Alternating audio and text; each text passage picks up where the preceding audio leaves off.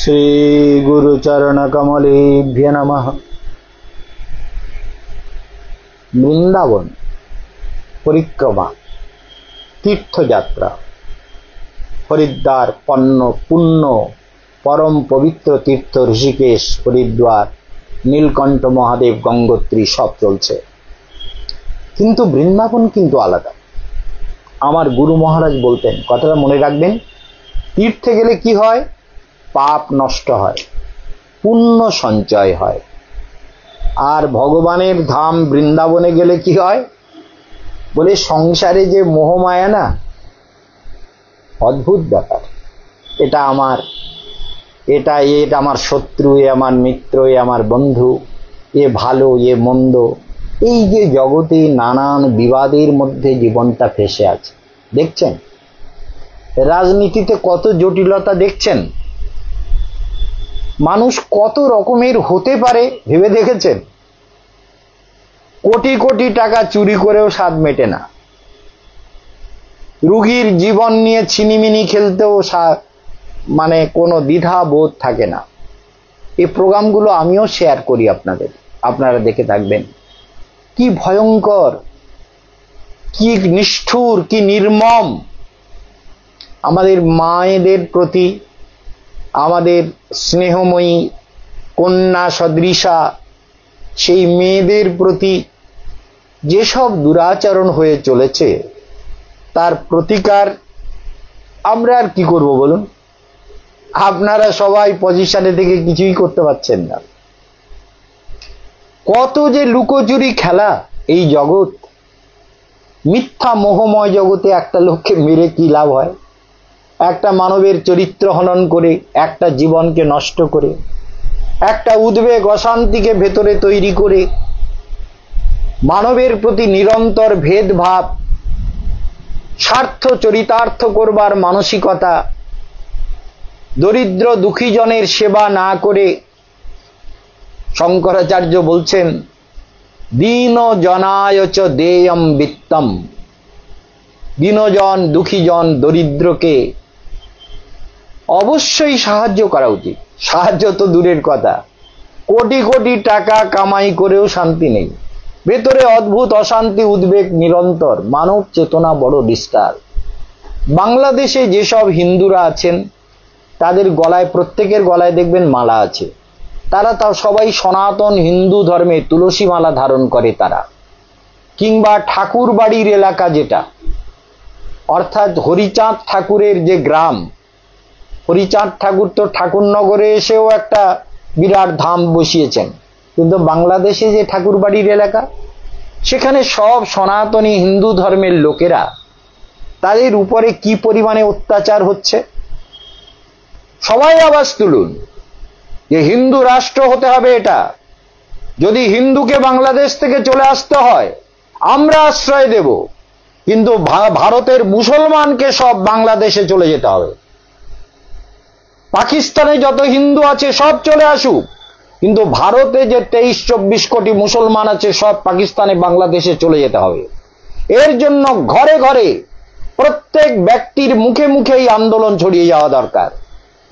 এই প্রোগ্রামকে ভাইরাল করবেন যে কেশবানন্দ বন মহারাজ চাইছেন এটা হিন্দু রাষ্ট্র হতে হবে, আপনারাও চাইছেন হিন্দু রাষ্ট্র হতে হবে, বাগেশ্বর বাবা বলছেন হিন্দু রাষ্ট্র হতে হবে, আমাদের প্রদ্যুম্নাচার্য বলছেন হিন্দু রাষ্ট্র হতে হবে, আমাদের দেবকীনন্দন বলছেন হিন্দু রাষ্ট্র হতে হবে, ভারতের সাধু সম্প্রদায় বলছেন হিন্দু রাষ্ট্র হতে হবে, বিশ্ব হিন্দু পরিষদ বলছেন হিন্দু রাষ্ট্র হতে হবে, বজরঙ্গ দল বলছেন হিন্দু রাষ্ট্র হতে হবে, আমাদের মুখ্যমন্ত্রী যোগী আদিত্যনাথ বলছেন হিন্দু রাষ্ট্র হতে হবে। আরে আমরা সবাই এক।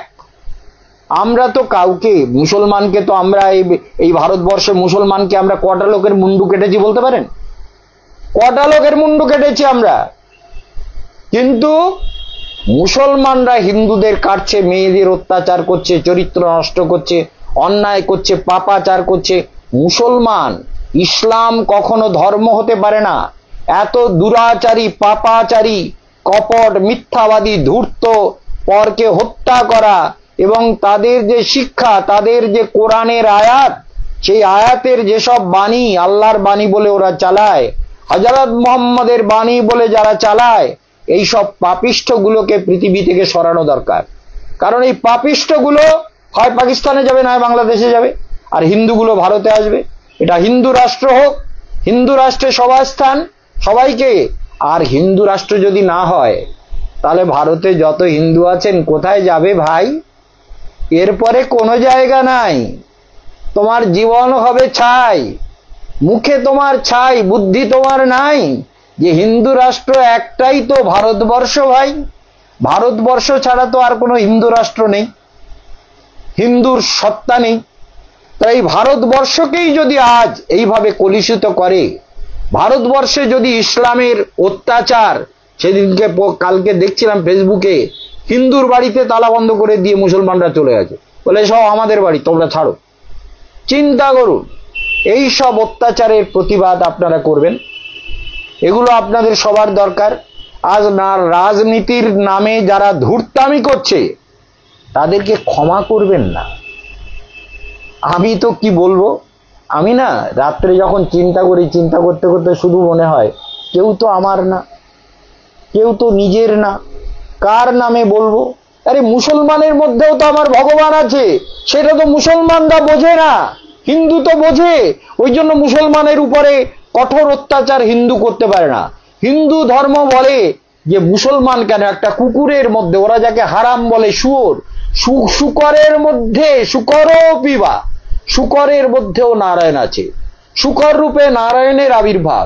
তাই হিন্দু ধর্ম প্রত্যেকটা প্রাণীকে জীবে সম্মান দিবে, জানি কৃষ্ণ অধিষ্ঠান। আমরা তো সেই শিক্ষায় শিক্ষিত ছোটকাল থেকে। আমরা খ্রিস্টান হোক, বৌদ্ধ হোক, বৌদ্ধ জৈন তো হিন্দু ধর্মের পাঠ, কেবল খ্রিস্টান আর মুসলমান। খ্রিস্টানটা জিসাস ক্রাইস্টের মত, আর ইসলামটা হযরত মুহাম্মদের মত, এই দুটো লোকের মত। তাই এই দুটো যারা, আমরা তো এদের মধ্যেও ভগবানকে দেখি। আমার গুরুদেব তো সারা বিশ্বে ধর্ম প্রচার করেছেন, বিশ্বের সারা বিশ্বের ইউনিভার্সিটিতে তার লেকচার হয়েছে। ভারতের ডেলিগেটস, রিলিজিয়াস ডেলিগেট চিফ হয়ে তিনি সারা বিশ্বব্যাপী যত রিলিজিয়াস কংগ্রেস কনফারেন্স হয়েছে সর্বত্র তিনি গেছেন। সেই বিশ্ববিখ্যাত বাগ্মীর শিষ্য আমিও বলছি, আমাদের কিসের শত্রুতা গো? মুসলমানের প্রতি আমার কোনো বিদ্বেষ আছে নাকি? আমার হৃদয়টা চিরে যদি দেখাতে পারতাম, প্রত্যেকটা প্রাণীর প্রতি আমাদের ভালোবাসা আছে, সে দাড়িওয়ালা হোক আর যে প্রাণী হোক।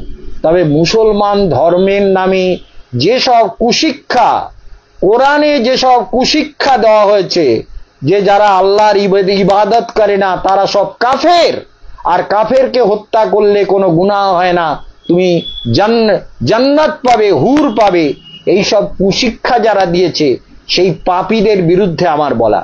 কিন্তু প্রতিটা মানুষের মধ্যে তো ভগবান আছে। একটা মুসলমান যে ভগবানকে ভোগ দেওয়ার ফলগুলো উচ্ছিষ্ট করে দিচ্ছে, ভগবানের ভোগের ফলে থুতু দিয়ে দিচ্ছে, পেশাব করে ঢেলে দিচ্ছে, কুল্লা করে কুলকুচি করে ফেলছে, ওর মধ্যেও ভগবান আছে। কিন্তু ওর শিক্ষাটা খারাপ হয়ে গেছে, ওর চরিত্র, ওর আদর্শ, ওর ভাবনা চিন্তা কলুষিত করা হয়েছে ইসলামের নামে। এই জন্য ইসলাম কখনো ধর্ম হতে পারে না।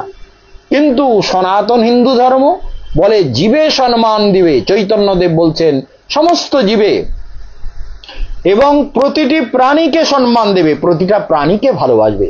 প্রত্যেকের মধ্যে ভগবান আছেন, আমি তো তাই জানি, আমি তো তাই বুঝে এসেছি সারা জীবন যে ভগবান সবার মধ্যে আছেন, এবং আমার হৃদয়ে আমি নিরন্তর অনুভব করি সর্বপ্রাণীতে ঈশ্বর। কুকুরে, বিড়ালে, ছাগলে, সাপের মধ্যে, বাঘের মধ্যে, হরিণের মধ্যে, মশা, মাছি, কীট পতঙ্গ থেকে আরম্ভ করে সমস্ত প্রাণীতে আমাদেরও জন্ম হয়েছে। তো ৮০ লক্ষ জন্মের পর মানব জন্ম পেয়েছি। তাহলে এই ৮০ লক্ষ জন্মের প্রত্যেকটা জন্মেই তো আত্মা আছে, প্রতিটা জনির মধ্যে তো আত্মা আছে, প্রতিটা দেহের মধ্যে তো আত্মা আছে। তাহলে আত্মা যখন আছে, তাহলে আত্মা তো অমর, অবিনাশী, চিরসত্য। তাহলে আমরা ঘৃণা কাকে করব? ওই ঘৃণাটা করে মুসলমান, ঘৃণা করে ওই মোল্লা, ওদের ইসলাম ধর্ম ঘৃণা শেখায়। কাফের বলে যারা ইবাদত করে না তারা কাফের, তাদেরকে তুমি হুর পাবে।